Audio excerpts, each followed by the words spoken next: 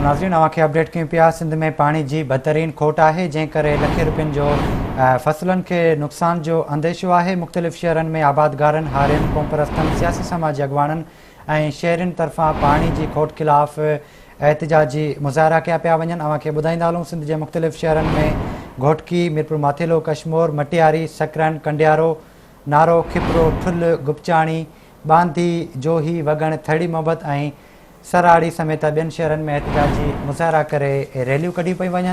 अॻवाननि मुतालबो कयो आहे त पाणी खोट ख़तमु करे आबादगारनि खे मुआशी बदहाली खां बचायो वञे।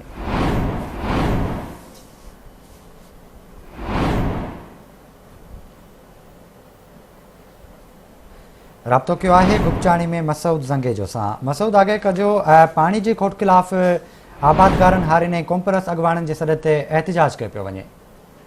जी बिल्कुल ॿुधाईंदो हलां त जमल शाह के पुछड़ी जे आबादगारनि अॼु मुसलसल 9 ॾींहं बि एहतिजाजी मुज़ाहिरो कयो आहे। आबादगारनि अॻवाननि मुरीद पोसो, अमीर मुगैरी, नूर अली गुपचाणी, पनाह रिंद, फईखान दरदारी, अली नवाज़ पोसो जी अॻवानीअ में 52 कारियूं पटियूं ॿधी गुपचाणी प्रेस क्लब अॻियां एहतिजाजी मुज़ाहिरो कयो आहे।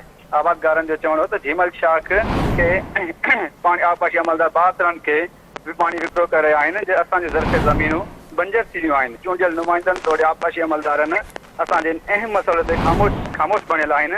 हिननि मुतालबो कयो आहे त गुपचाणीअ ऐं असां झीमल शाह में पाणी पहुचाए असां सां इंसाफ़ कयो वञे। ठीक है, मेहरबानी अवां जी अपडेट करण लाइ।